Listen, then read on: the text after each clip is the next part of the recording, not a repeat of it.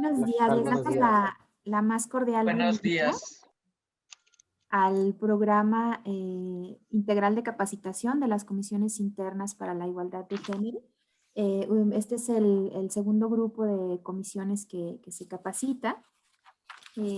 Tendremos en este periodo de un mes el gusto de que nos acompañe el Instituto de Investigaciones Económicas, la Inés León, el IMAS, la Facultad de Ingeniería, el Instituto de Física, la Dirección General de Bibliotecas, el Instituto de Geografía, el Instituto de Investigaciones Sociales y el Instituto de Investigaciones Biomédicas.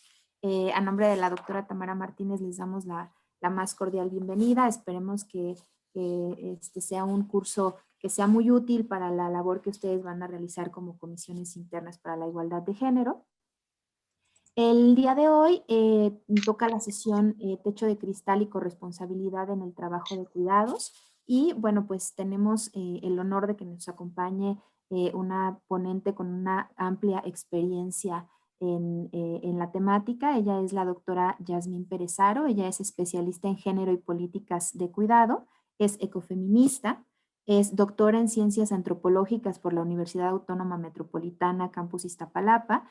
Durante más de 10 años se ha dedicado su investigación académica a los temas de usos y de tiempo, políticas de cuidado y hogares con jefatura femenina en la Ciudad de México. Es maestra en estudios de género con orientación en políticas públicas por el Colegio de México, con un estudio sobre el papel de la tenencia de la tierra en los procesos de empoderamiento de las mujeres cafetaleras participantes de un proyecto sobre captura de carbono de la región Otomí Tepehua, cuyos principales resultados fue el papel de la tenencia de la tierra en la posibilidad de negociar cuidados dignos durante la vejez. Es psicóloga con especialidad en educación, egresada de la UAM Xochimilco. Cuenta con un diplomado superior sobre políticas públicas para el desarrollo social en el CIDE. Ha colaborado como tutora y directora de tesis en el programa de maestría en políticas públicas y género en la Flaxo. Ha colaborado también en múltiples proyectos e instituciones de gran relevancia en materia de género, cuidados e igualdad sustantiva.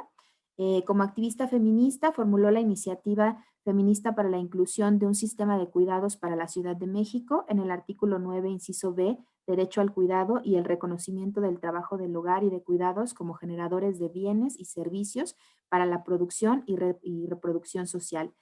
También en los artículos 10, en los artículos 13, que a través de una colectiva feminista lograron que quedaran inscritos en el texto constituyente de la Ciudad de México. Es impulsora en las reformas de legislación en cuanto al tema de cuidados.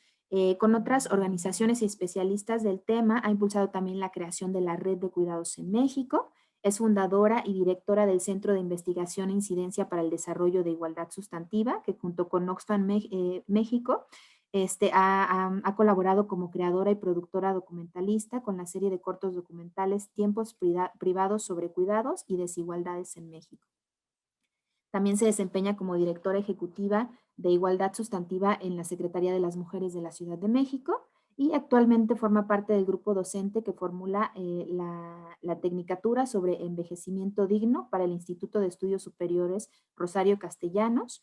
También forma parte del grupo asesor del programa de corresponsabilidad de cuidados de la UNAM en la Coordinación para la Igualdad de Género y de la Red Latinoamericana de Estudios Interdisciplinarios de Género del Center for Mexican Studies UNAM Boston, de la Universidad de Yale, en la línea de trabajo sobre género, economía, pobreza y salud.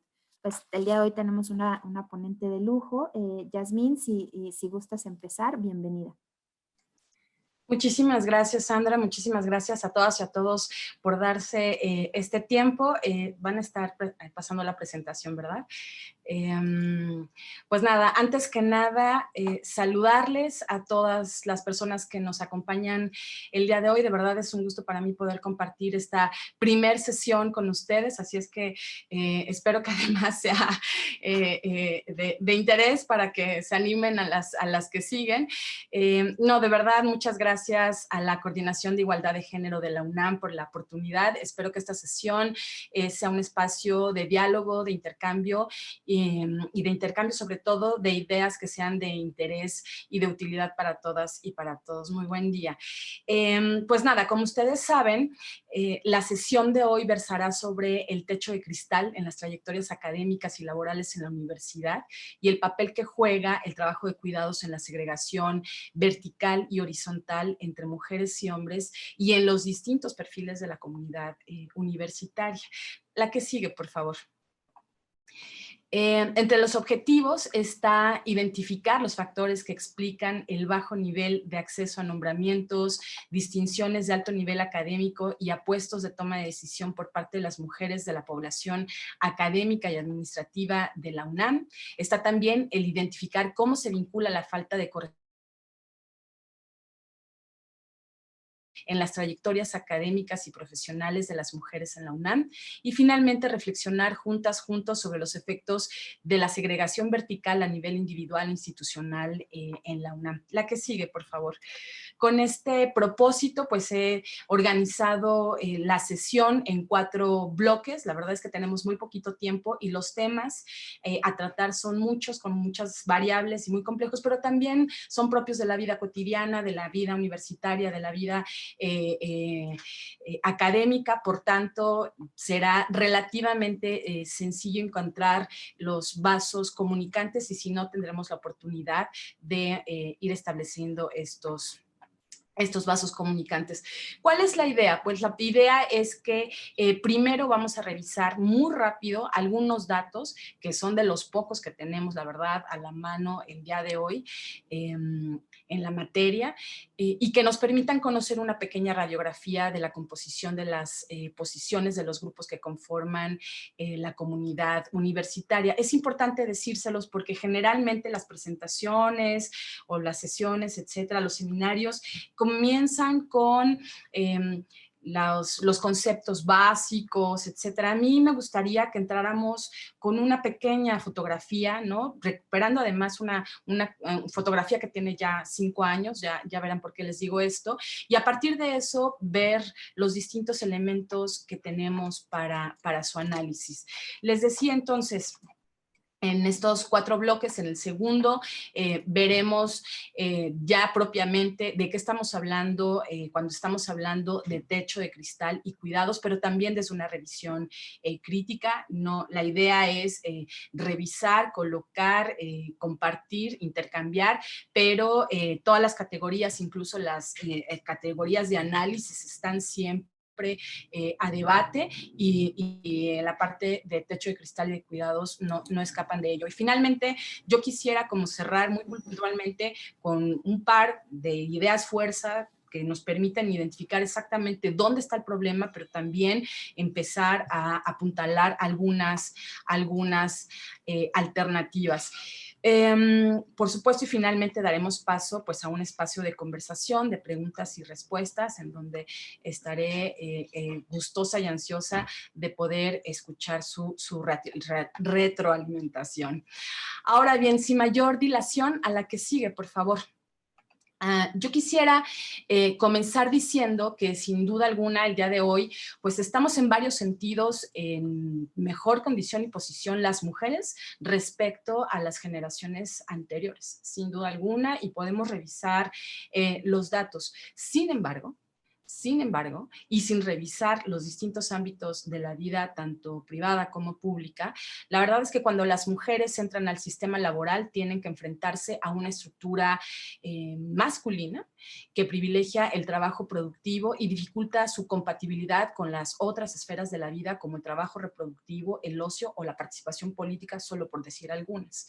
Por su parte, los hombres encuentran también dificultades para vivir una vida no reducida a una relación dicotómica entre lo laboral y la participación en condiciones equitativas en el trabajo reproductivo.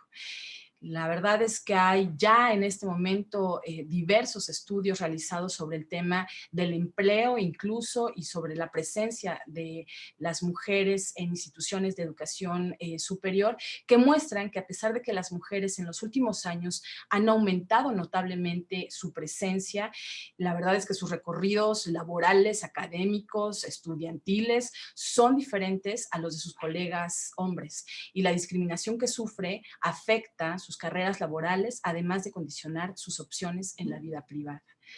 La segregación sexual, pues, en el trabajo, pero también en la trayectoria académica y en los grados de estudios, implica un acceso diferencial entre hombres y mujeres a ocupaciones y puestos de trabajo, a ramas y categorías ocupacionales o de disciplinas de estudio. Constituye un factor determinante de la calidad del empleo femenino y de su evolución, y al mismo tiempo afecta la relación de estas con el trabajo reproductivo y de ellos con el ocio, ya decíamos, y la participación política. Vamos a revisar la siguiente, por favor.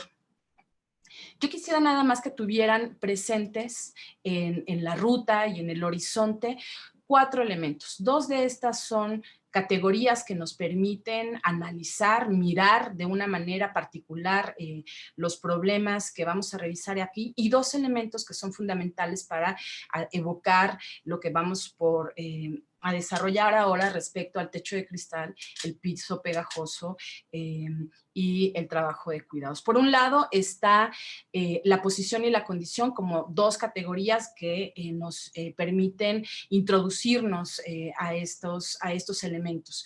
¿Qué queremos decir con posición? Con posición queremos decir lugar que ocupan las personas en la estructura de poder y de toma de decisiones que prevalece en una organización o sociedad determinada, vinculadas a las necesidades estratégicas.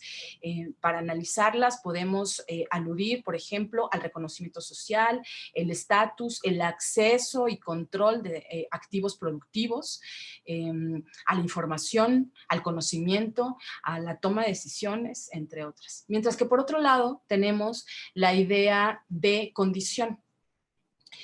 Cuando hablamos de condición nos referimos más bien a las circunstancias materiales en que viven, en que vivimos y nos desarrollamos las personas, y que se expresan en el nivel de satisfacción de las necesidades prácticas y en los niveles de bienestar de las personas y sus hogares. Por ejemplo, podemos utilizar para hablar de condición factores como la salud, el acceso básico a servicios de agua potable, condiciones de la vivienda, etcétera. Ahora bien, yo solo voy a dejar aquí punteado la idea de segregación vertical y segregación horizontal, porque voy a estar aludiendo a ella a lo largo de la presentación, y después podemos pasar a la parte de los porqués. Ahorita estamos como en la parte de los qués y luego veremos en la parte de los porqués. Pero en cuanto a segregación vertical, nos estamos refiriendo a la distribución, digo, no equilibrada, más bien muy desequilibrada de los niveles de toma de decisiones y de condiciones concretas, persistiendo la desigualdad en la distribución y usos del tiempo, por ejemplo, la brecha salarial, las jornadas de trabajo, la carga global de trabajo, el tipo de contratos, los criterios de promoción, etcétera, ¿no? Todos aquellos elementos que determinan un sesgo entre las promociones y los distintos niveles de la estructura organizacional, en este caso de la universidad. Y cuando estamos hablando de segregación horizontal, estamos hablando de, en el caso de las mujeres, de la sobrerepresentación de las mujeres en un sector u otro que generalmente con menor remuneración y un valor social menor al de aquellos sectores ocupados por los hombres, y que son en buena medida una prolongación de las actividades que social y tradicionalmente han sido asignadas a cada sexo. Y vamos a ver los datos duros, porque lo importante y sobre todo en este espacio es que podamos tener estas reflexiones, estos espacios de intercambio, de diálogo y de análisis con base en evidencia, para poder tomar mejores decisiones.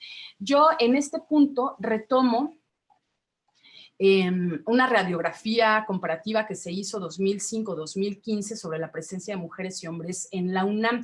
Como ustedes bien saben, las instituciones de educación superior son contextos que pueden ser analizados desde una multiplicidad de dimensiones, como instituciones laborales para investigadoras e investigadores, profesores y personal administrativo, como espacios de formación para las y los estudiantes, y como lugares en los que se produce conocimiento nuevo basándose en los ideales que cada sociedad y periodo determinado determine, sujetos que por lo menos en el discurso tienen exactamente las mismas capacidades para generar teorías, conocimiento, explicaciones científicas independientemente de su género, raza, edad o clase social.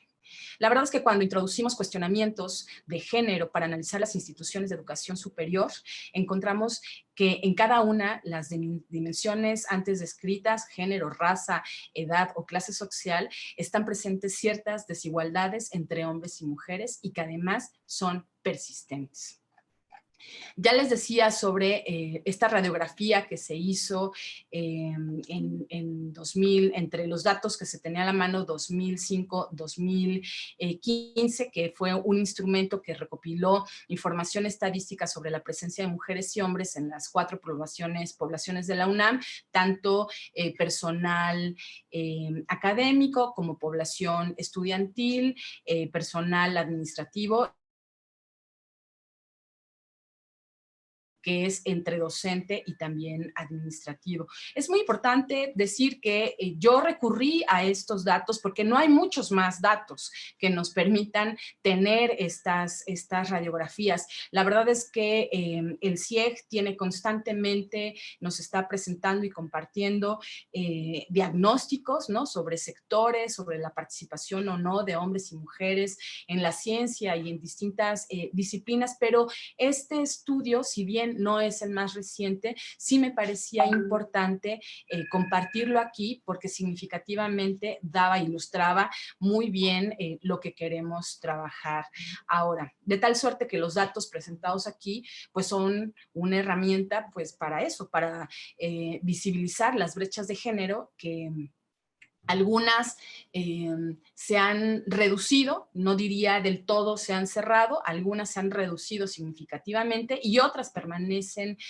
abiertas o se han mantenido a lo largo de la vida y la historia de la universidad y que es importante revisar. En esta primer diapositiva podemos observar algunos datos que arrojaron respecto a la población estudiantil. Muy puntualmente, porque me parece como también muy reveladora, me voy a dar cuenta de los incluso distintos niveles que nos colocan aquí, pero en el primer semestre de 2016, la población estudiantil de la UNAM se compuso por 331,121 personas, de las cuales el 50.7% fueron mujeres, el 49.2% hombres y por ahí un 0.01% no especificó su sexo. Ahora bien, esta distribución que toma en cuenta la población absoluta de los 3 niveles, es decir, de posgrado, licenciatura y bachillerato, ha sido más o menos simétrica desde el primer semestre de 2006. Sin embargo, las diferencias se presentan al cruzar estos datos respecto al sexo de las personas con distintas otras variables, disculpen. Por ejemplo, el plantel, la carrera o el área de estudio. Vámonos a nivel de bachillerato. El plantel con menos mujeres en el primer semestre de 2016 fue la Escuela Nacional Preparatoria, con un índice de feminidad de 76 mujeres por cada 100 hombres. En lo que respecta al rendimiento escolar, en cambio, el promedio general señala que las mujeres tienen en promedio calificaciones más altas que los hombres con una diferencia de 0.5%. Por esta razón, cabe destacar que la mayoría de las becas son para mujeres, pues actualmente se solicita un promedio mínimo de 8.5 en Provemex y de 9.0 para Excelencia Becarios.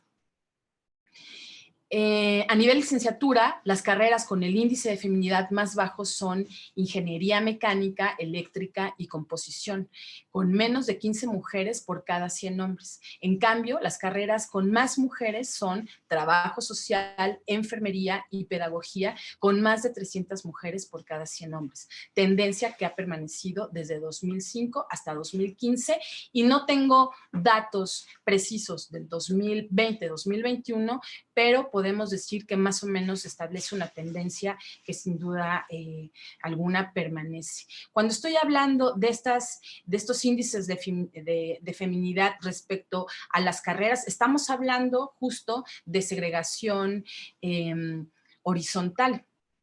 Otra tendencia, por ejemplo, muy marcada se observa en la matrícula de posgrado, tanto en maestría como en doctorado. En ciencias físico-matemáticas e ingenierías, aproximadamente el 30.0% de las estudiantes son mujeres y el 70% son hombres. En cambio, en las áreas de ciencias sociales, humanidades y artes, su matrícula es un poco más mixta, digamos, ¿no? La que sigue, por favor. Estos datos, ya decíamos, están de población estudiantil, personal administrativo, personal académico y funcionariado. Yo voy a retomar la parte de la población estudiantil y del personal administrativo, ¿no? Pero creo que es importante decir, bueno, ustedes se quedarán con la presentación, pero hay que revisar todos estos datos que nos ofrece esta radiografía.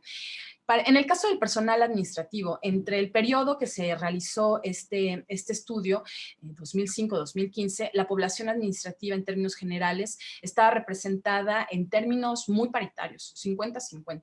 Sin embargo, esta distribución porcentual cambia cuando se hace el análisis con base en los tipos de pagos, ramas y puestos, ¿no? Entonces, no es una cosa menor. Ya no solo se trata de que los datos que se arrojan se vean diferencialmente por sexo, sino cuando se miran estos datos con las consideraciones de los pagos, las ramas y los puestos, es cuando podemos observar con mucha mayor claridad las brechas existentes.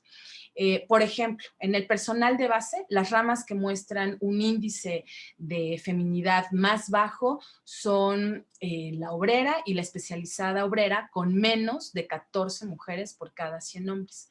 Esta disparidad se debe a que en estas ramas se encuentran los puestos más estereotipados, ¿no? Y eso también lo vamos a revisar, donde las mujeres pues no tienen presencia, como son de algunos oficios que tienen que ver con carpintería, herrería, pintura, plomería, etc. En contraste, la rama con mayor participación de mujeres es la administrativa, que en 2015 tuvo un registro de un índice de feminidad de 240 mujeres por cada 100 hombres.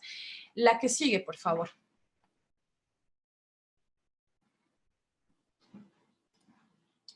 La que sigue. Bueno, este es un punto muy, muy importante, y antes de entrar específicamente a diferenciar el techo de cristal y el piso pegajoso, yo quiero retomar un elemento de un estudio que hizo Bouquet por ahí de 2013, en donde planteaba, porque los estudios respecto a la distinta, dispar y diferencial y desigual participación de hombres y mujeres en el ámbito universitario no son nuevas, pero hace falta profundizarlas. Ya Bouquet, les decía, planteaba que el ingreso de las mujeres a la universidad en la plantilla académica ha aumentado y ha aumentado significativamente desde la década de 1970. Ya en la actualidad se observa que este proceso de feminización ha reducido la brecha de género en la contratación del personal académico y generó sin duda alguna un equilibrio en la participación de género de mujeres y hombres como parte de la planta académica en la universidad. No obstante, este avance en la igualdad de género dentro de la universidad, y básicamente a través también del Programa Universitario de Estudios de Género, que bueno, ya no es PUEG, ya es CIEG, observaron brechas importantes entre mujeres y hombres cuando analizaron la participación y la entrada del personal por nombramientos, categorías y niveles, ya que conforme se ascienden los niveles de nombramiento de los estímulos y reconocimientos y se acumulan años de antigüedad, las diferencias de contrato y las diferencias salariales se incrementan. Por ejemplo, en el nombramiento de eméritos y honorarios académicos, es donde se presenta la mayor desigualdad entre el ingreso de mujeres y hombres. Por cada 100 pesos recibidos por un hombre, una mujer recibe 69.6 pesos. En 2009, estamos hablando de 10 años, y si bien esa brecha ha tendido a reducirse, todavía se mantiene. Ahora, estas disparidades pueden estar relacionadas con las dinámicas de los usos del tiempo. Es muy importante considerar que uno de los indicadores más importantes en todos estos elementos son los usos del tiempo, pero también en tanto el ingreso es una sumatoria, digamos que de diversos estímulos que se basan en la productividad de las y los académicos. En este sentido, aunque tengan el mismo nombramiento, las y los académicos eméritos y honorarios tienen una participación desigual en el mercado laboral. La desventaja para las mujeres podría deberse a que ellas destinan más tiempo al trabajo doméstico y de cuidados no remunerado y por lo tanto sus niveles de productividad académica son inferiores a los de sus pares hombres. Esto es parte de los resultados que ya nos compartía Bouquet por ahí de 2013. Ahora bien, ¿de qué estamos hablando cuando estamos hablando de techo de cristal y de piso pegajoso? Estamos hablando de estas barreras, en primer lugar, y estas barreras pueden económicas, etarias, etcétera, a las que se enfrentan las mujeres y que dificulta su acceso a los niveles de responsabilidad y de decisión más altos de las estructuras académicas, de los grados de estudio, pero también laborales a causa de los estereotipos y roles sociales que, por supuesto, generan prejuicios hacia sus capacidades profesionales y a factores estructurales, y aquí entramos en materia, como la organización injusta del trabajo de cuidado que limitan su margen de acción y desarrollo. Esta parte de la forma en la que la organización injusta de los cuidados que se lleva a cabo generalmente en los entornos de los hogares, se conoce como piso pegajoso, es decir, porque en la medida en la que yo tengo que cubrir una otra jornada completa en el cuidado de otras y de otros, esos elementos no me permiten desarrollarme en otras áreas del ámbito universitario, académico, laboral, entre otros. Bueno, hasta aquí, más o menos, yo hubiera querido poder tener datos mucho más actualizados. Lo que sí les puedo compartir es que sé que está por aplicarse, si no es que se arrancó ya, una encuesta de uso sobre los usos del tiempo y sobre la corresponsabilidad en el trabajo doméstico y de cuidados en la comunidad universitaria. Es muy importante contar con esta información para ver cuál ha sido la evolución o la persistencia de estas brechas de género, tanto a nivel de segregación vertical como de segregación horizontal en el entorno universitario. La que sigue, por favor. Bien, bueno, pues entramos en la parte de hacer una revisión crítica respecto a este techo de cristal. Para esto yo quisiera hacer una pequeña, no pausa, pues sí, pero dar un paso previo para que todas y todos tengamos claridad de qué estamos hablando, que al final es algo que atraviesa nuestras vidas cotidianas. La que sigue, por favor. Y es, ¿de qué estamos hablando cuando estamos hablando de cuidados? La verdad es que no solo es un tema de disertaciones conceptuales. Lo que me parece muy importante es decir que hay una noción, digamos, en construcción respecto a de qué estamos hablando cuando hablamos de cuidados y que ha tenido una evolución también, no solo en las discusiones, las categorías de análisis, sino también políticas.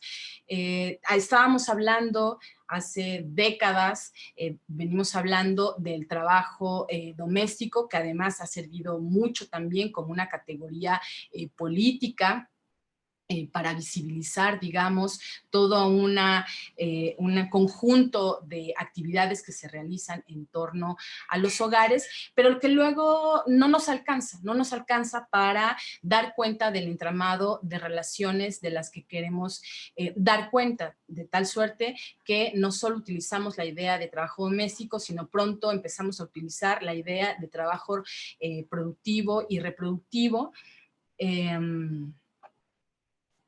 No, todo bien, Sandra, todo bien. De trabajo reproductivo y trabajo productivo para establecer, digamos, esta diferenciación de las actividades que se realizaban en distintos ámbitos. ¿Cuál es el ámbito privado y el ámbito público? Eso nos resultaba útil, nos sigue resultando pertinente, pero también insuficiente, porque se invisibilizaba, digamos, la dimensión productiva de lo reproductivo. Y con esto quiero decir que hemos estado, y digo hemos, haciendo honor a feministas en las universidades, pero también el movimiento amplio de mujeres, que han tenido que colocar nuevas categorías para dar cuenta de esta complejidad, les decía. Y entonces decíamos, no, el asunto no es que sea trabajo productivo o reproductivo, el asunto es que un trabajo es pagado y el otro no es pagado. Entonces, la categoría o las nociones de trabajo remunerado y trabajo no remunerado nos han sido muy útiles para dar cuenta de la dimensión productiva, digamos, del trabajo reproductiva, pero al mismo tiempo dar cuenta que hay una especie de invisibilización de este trabajo. A la que sigue, y ahorita regresamos a esta, por favor. Eso. Este es un ciclo, estoy hablando aquí además con estudiosos en estas materias, pero generalmente este es el ciclo que discursivamente vemos respecto a los procesos productivos de generación y acumulación de capital. Al menos es la forma en la que las personas trabajadoras, ¿no? Se sale de su casa, se inserta a la fábrica o el espacio productivo, cumple con su jornada laboral, que afortunadamente está más o menos en sus 8 horas, termina sus 8 horas, como no, se ganó en eso. No voy a entrar a los temas del tiempo de trabajo necesario, pero lo que sí es cierto es que con esas 8 horas le permite al trabajador ganarse su salario, pero además generar el excedente necesario para que el capitalista renueve, digamos, el ciclo de la producción. Y regresa, ¿no? Regresa al descanso y al otro día arrancamos de nuevo el ciclo productivo. El punto aquí es que hay un dato que parece como que se obvia. Y el dato es, ¿qué es lo que sucede cuando esta persona trabajadora, ¿no? termina su jornada laboral, regresa a casa y esto le permite continuar hacia el siguiente día y hacia el siguiente día? Pareciera que hay algo, una especie como de varita mágica, ¿no? que permite que automáticamente esta persona trabajadora inserta en el proceso productivo se reproduzca a sí misma una y otra vez para cumplir con el ciclo de lo productivo. La verdad es que esta cajita mágica está sostenida, la que sigue, por favor, en mayor parte con el trabajo no remunerado de las mujeres. En mayor parte, en mayor medida, y cuando estoy hablando de mayor medida, estamos hablando de unos datos que oscilan de entre el 75 y el 83% de las personas que realizan el trabajo doméstico y de cuidados no remunerado son las mujeres en los hogares.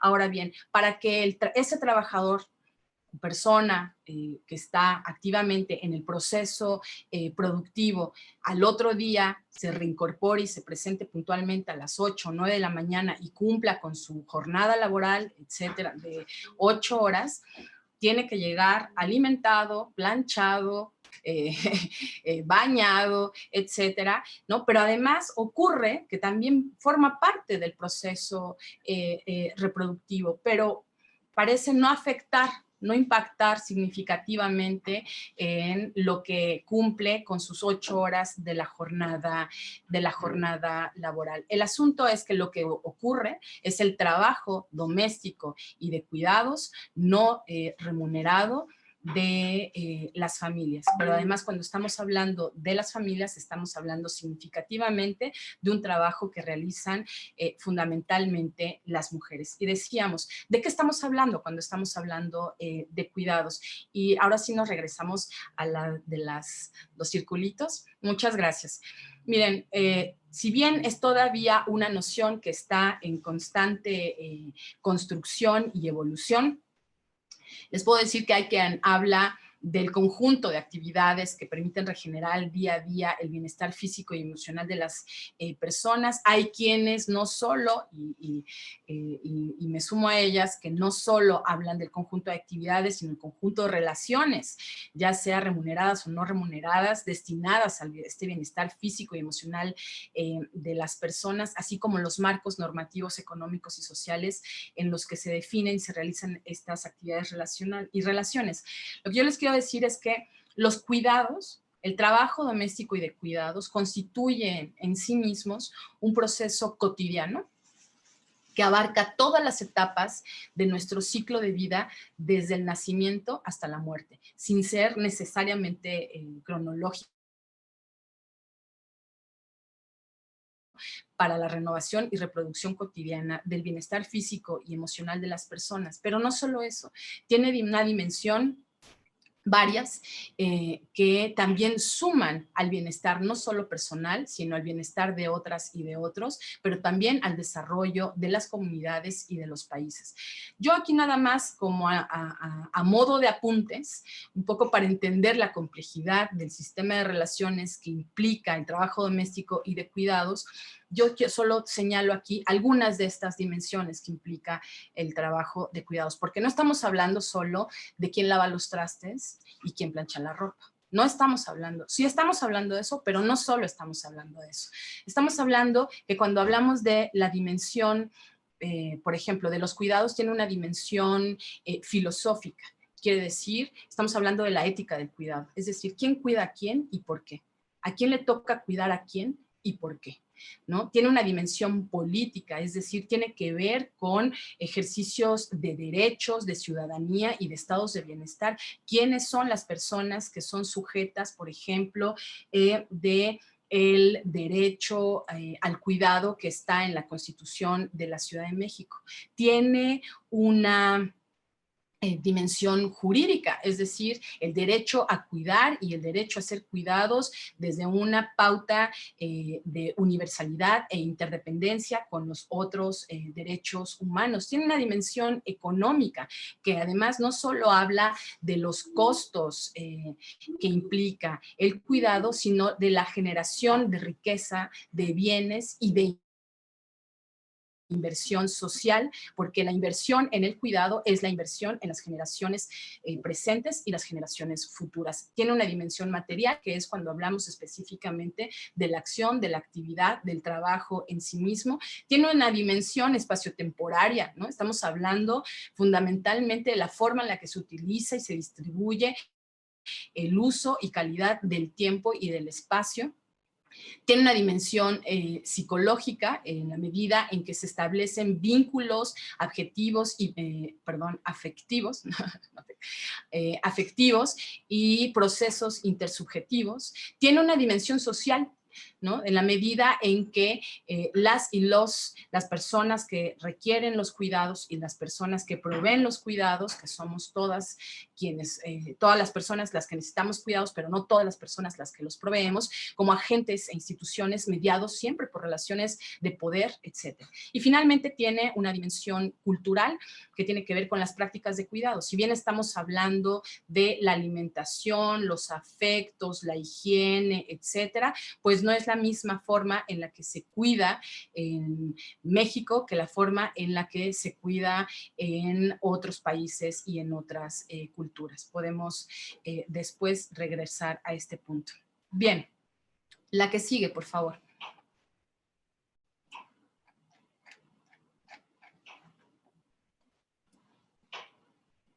sigue. Aquí. Yo voy a retomar algunos datos muy puntuales para dar cuenta de cuáles son los efectos que esto tiene. O sea, esto que les acabo de nombrar respecto al trabajo doméstico y de cuidados es algo que nos acompaña todos los días en nuestra vida cotidiana, no importa si somos personas que vivamos solas o en un entorno familiar mediano o extenso.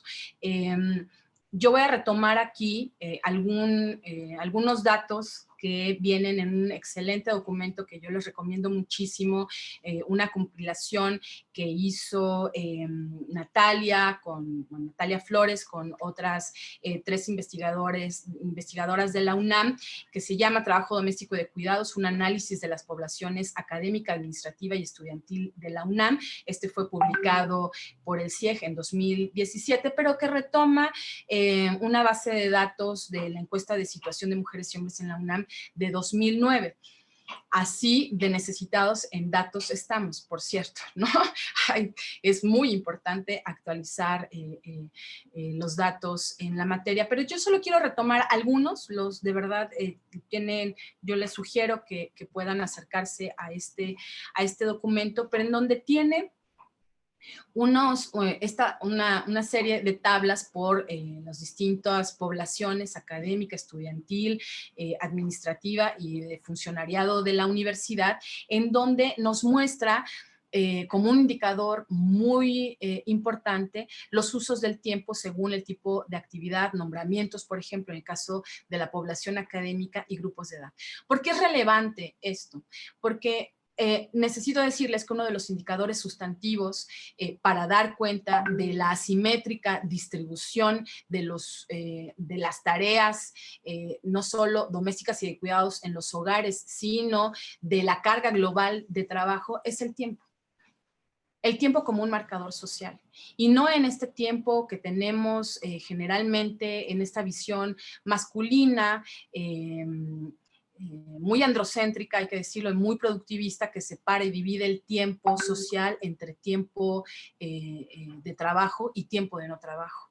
La verdad es que la experiencia del tiempo, y particularmente la experiencia del tiempo de las mujeres, es una experiencia de tiempo mucho más atropellada, mucho más no diría yo que caótica, pero sí mucho más diversa, de ninguna manera binaria y de ninguna manera sujeta solo a la jornada de trabajo remunerada. Sin embargo, todo, digo, en los ámbitos públicos y privados, sobre todo en los ámbitos públicos, pero políticos, económicos, universitarios, están organizados a partir de esta impronta, de esta mirada del tiempo y del espacio desde un punto de vista muy binario, ¿no? Entonces, bueno, vemos aquí un cuadro muy rápidamente en donde se hace la diferencia respecto, por ejemplo, de la población académica por el tipo de nombramiento. Y entonces están personal de tiempo completo y profesorado de asignatura.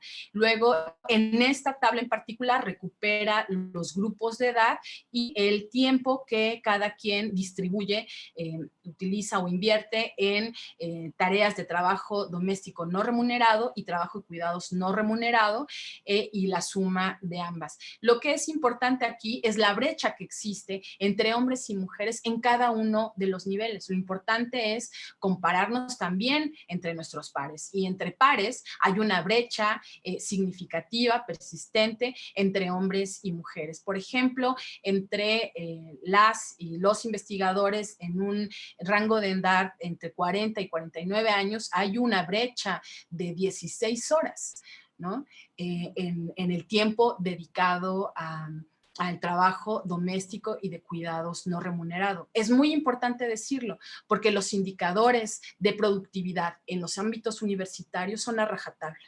Son a rajatabla, es decir, es un indicador, ¿no?, que opera igual para todas las personas, no importa si estas personas hombres y mujeres, tienen responsabilidades domésticas de cuidado, sí o no, y esto, si se suma la jornada de trabajo remunerado a la jornada de trabajo no remunerado, la carga global de trabajo para las mujeres es significativamente mayor que para los hombres. ¿Cuáles son las consecuencias que tiene esto? De todo tipo. No solo se reduce, ya lo veremos más adelante, se reducen sus oportunidades de crecimiento, de desarrollo individual, en el empleo, en sus trayectorias académicas, etcétera, pero también en la vida cotidiana para poder cumplir con estas, por ejemplo, estos criterios de productividad a rajatabla, ¿no? Se reducen horas a las actividades vitales, es decir, se reducen horas de sueño, se reducen horas de tiempo libre, se reducen horas en las comidas, etcétera, para sumarlas a las jornadas remuneradas y no remuneradas. La que sigue, por favor. Este es otro ejemplo. Yo lo único que quiero dar cuenta aquí es la persistencia de las brechas que pueden existir. La que sigue, por favor. Aquí hay una gráfica muy interesante, muy importante. Se refiere al tiempo semanal dedicado a las actividades de trabajo doméstico no remunerado según sexo y rango de horas en 2009, en donde hay una diferencia de más, por ejemplo, de aquellas personas que dedican más de 21 horas, el 53% son mujeres, mientras que el 14% son hombres. Cuando decimos que todas las personas tenemos las mismas 24 horas al día disponibles para hacer el margen de nuestras posibilidades, lo que tengamos que hacer, no hay tal.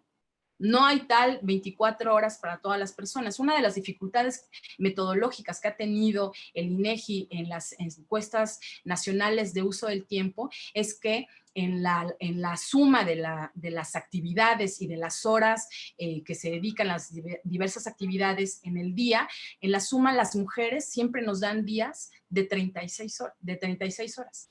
¿No? O sea, si en la suma de actividades, pues dan días no de 24 horas, sino de 27 y hasta 36 horas al día, porque se suman el tiempo invertido en distintas actividades, que no son de ninguna manera lineales. Por eso decíamos, esta organización supuesta del tiempo entre la jornada remunerada y la jornada no remunerada, o la jornada laboral y el tiempo otro no laboral, no se puede sostener. La experiencia de vida de las mujeres en particular, pero de las personas que realizan trabajo doméstico de cuidados, es la multiplicidad de actividades que se realizan en el mismo periodo de tiempo, incluyendo aquellas que requiere a rajatabla la producción académica, la producción estudiantil y, por supuesto, el cumplimiento de horas laborales en los entornos laborales. La que sigue, por favor. La que sigue. Estas son un poco nada más la forma en la que están. Ahora, ¿cuál es el problema? El problema es cuidar. El problema es quien decidió tener hijas o hijos. El problema es quien tiene a una madre o un padre con cáncer, el problema es de aquella persona que tiene a un hermano con alguna discapacidad. El problema es alimentarlos, el problema es cuidarlos, el problema es procurarlos, jugar con ellas, jugar con ellos. ¿Ese es el problema? No. El problema no es cuidar. El cuidado es un elemento sustantivo de la dignidad humana. O sea, para tener calidad de vida digna es necesario garantizar el derecho al cuidado a todas las personas a lo largo de todo su ciclo de vida. El problema no es cuidar. El problema es que la necesidad de cuidado no satisfechas o satisfechas específicamente con la sobrecarga de trabajo de las personas cuidadoras, específicamente, generalmente las mujeres, y en condiciones materiales precarizadas, lo que vulnera el derecho al cuidado y a una vida digna. Es decir, no, el problema no es la necesidad de cuidado, la necesidad de alimento de un bebé de 3 meses o la necesidad de revisar los medicamentos de una persona con alguna enfermedad crónico-degenerativa. Ese no es el problema. El problema es que son tareas y actividades que son altamente generizadas, sin reconocimiento y valor social, que implican un alto costo en el trabajo y el esfuerzo de las personas que realizan esta actividad, pero que además no solo por razones de género, sino por edad y estrato social, de tal suerte que son las mujeres, ¿sí? Pero también son las familias más empobrecidas las que con mayor dificultad tienen que encarar estas responsabilidades y estas necesidades. Hay que decirlo, por ejemplo, entre más pobre es una familia, más recae en la tarea de cuidados en esta familia y particularmente puede ser que hasta en una sola persona, eventualmente en las hijas o en los hijos. Entre más ingreso, es mayor el ingreso económico de una familia, más se reparte estas necesidades y este trabajo de cuidados entre distintas personas y los servicios, de tal suerte que entonces yo ya no plancho, ya pago para que me planchen, yo ya no hago de comer, yo pago para que alguien haga más la comida, yo ya no tengo que llevar y traer, sino tengo a la persona o pago el transporte, etcétera, etcétera. Ahora bien, decíamos, existe una organización injusta de los cuidados en el ámbito privado y en el ámbito público por género y estrato social. También los servicios de cuidados son insuficientes por grupos de dependencia, es decir, o sea, pensemos en una persona que está cursando una maestría o un doctorado y está en un periodo de ciclo de vida de crianza, iniciando el ciclo de vida de la crianza, pero no tiene dónde dejar a las hijas o a los hijos, porque no hay servicios de cuidados. Eso repercute en que sea el trabajo de la persona, la madre, el padre, la abuela, el abuelo, etcétera, que tenga que encarar esas responsabilidades. Por supuesto está la falta de supervisión de la calidad de los servicios de cuidado y las trabas legales y o reglamentarias para garantizar el derecho al cuidado. Con esto estoy diciendo, estos son los problemas. El problema no es la procuración de la vida, ¿no? Y de estas relaciones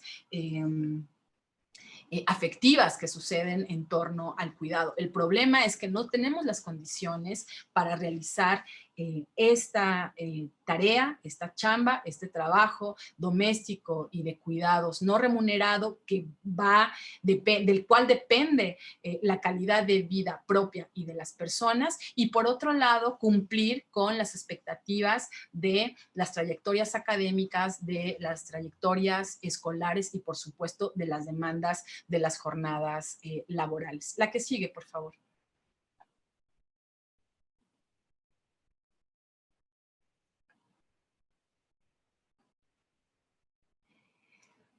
Bueno, ahora, estos son los problemas. Ahora, ¿cuáles son los impactos? Pues son los impactos diferenciados por género, pero no solo. De entrada, el impacto que tienen la segregación vertical y la segregación horizontal es la persistente brecha salarial que impacta sin duda alguna la autonomía física y económica de las mujeres. Es decir, todavía en este país las mujeres y los hombres tenemos una brecha salarial en promedio del 34%. Si bien en la Ciudad de México es de menor del 23%, todavía en el país hay una diferencia por género en el 34%, es decir, se les paga menos a las mujeres por hacer el mismo trabajo que sus colegas hombres. Existen todavía obstáculos para el pleno goce de derechos humanos, a la salud, al descanso, a la educación, al trabajo digno, etcétera. ¿Por qué digo el trabajo digno? Porque aquellas personas que son responsables del cuidado de otras personas, ¿no? De niñas y niños menores de edad, de personas con alguna discapacidad, personas con alguna enfermedad crónico-degenerativa, etcétera, para poder cumplir con una jornada y con la otra, pues conviene mejor tener trabajos flexibles, ¿no? Que me permitan salir temprano, llegar tarde, etcétera, o trabajos de medio tiempo. Eso castiga el ingreso de las personas que requieren tener estos tiempos más acotados para cumplir con las otras actividades. Persisten, por supuesto, desigualdades sociales, políticas y económicas que restringen la autonomía de las mujeres en la toma de decisiones, la restricción de oportunidades de desarrollo personal y comunitario. Y lo que sí quisiera subrayar aquí es que uno de los impactos más sensibles es la pérdida de la propia universidad y de la comunidad de los conocimientos que se construyen colectivamente y del país en su conjunto, de los aportes, experiencia y visión de las mujeres en todos los ámbitos de la vida pública y universitaria. La que sigue, por favor. Y ya voy cerrando. Aquí también hay que decir, y hay que subrayarlo, si bien estoy señalando aquí que hay impactos diferenciados por género, también hay que subrayar que esos impactos, impactos por género también están cruzados con otros factores como la edad, el estrato social, la orientación sexual, el lugar de residencia, de tal suerte que el techo de cristal y el piso pegajoso no impactan de la misma forma a todas las mujeres o a todas las personas que cuidan, por lo que se requiere una visión interseccional e intercultural para poder priorizar las acciones que transformen las relaciones hacia una universidad más libre e igualitaria. La que sigue, por favor, y con lo siguiente termino. Yo solo quiero terminar con una propuesta, porque también hay, o sea, lo que hemos planteado es, el problema es la segregación vertical, la segregación horizontal. Di solo algunas coordenadas muy generales respecto a lo que significa diferencialmente por género en la tarea doméstica y de cuidados. La que sigue, por favor, pero también es importante decir que hay alternativas y las hay hoy y ahora, ¿no? Yo quise recuperar en los lineamientos generales para la igualdad de género en la UNAM, que por ahí dice que las autoridades universitarias, así como las entidades y dependencias, deberán concretar la igualdad de género al interior de la UNAM a través del diseño y promoción de políticas que propicien, vigilen y alienten la equidad de género en un marco de igualdad de oportunidades entre hombres y mujeres. Y podemos decir y nos podemos recitar la Ley de Igualdad Sustantiva para Hombres y Mujeres, la de la Ciudad de México, la Ley General, la Ley de Acceso. ¿Qué hacemos? ¿Cómo transformamos las pautas normativas en acciones concretas que transformen las relaciones y la vida cotidiana de todas y de todos? Bueno, la propuesta son por lo menos un punteo muy general. De entrada es, y aprovechando que estamos en un entorno universitario, la toma de decisiones con base en evidencia, ¿no? ¿Dónde más si no es en la universidad? Con base en la evidencia. Es decir, necesitamos, ¿no?, ampliar, profundizar el diseño y aplicación de instrumentos que arrojen información cualitativa y cuantitativa que por lo menos debe estar, pues, desagregada por sexo, por edad, por comunidad estudiantil, académica o administrativa. Para empezar. Por supuesto, continuar, ampliar y profundizar las investigaciones en torno a los mecanismos sociales, políticos y económicos que perpetúan las desigualdades de género y su alto costo para sociedades más justas e igualitarias. Tenemos que dar evidencia del alto costo que esto representa para las mujeres de distintos grupos de población prioritaria, pero para los hombres y las mujeres, para las familias, para la comunidad, para la universidad y para el país. Finalmente, es fundamental dar cuenta de acciones, planes, proyectos, programas integrales que promuevan, por un lado, primero, pues el reconocimiento, es decir, eso es un hecho, no es una posición ideológica como se ha querido señalar, esto es un hecho. Reconocer cuáles son las específicas condición y posición de las distintas personas del entramado universitario para a partir de eso dar cuenta si es justo o injusto.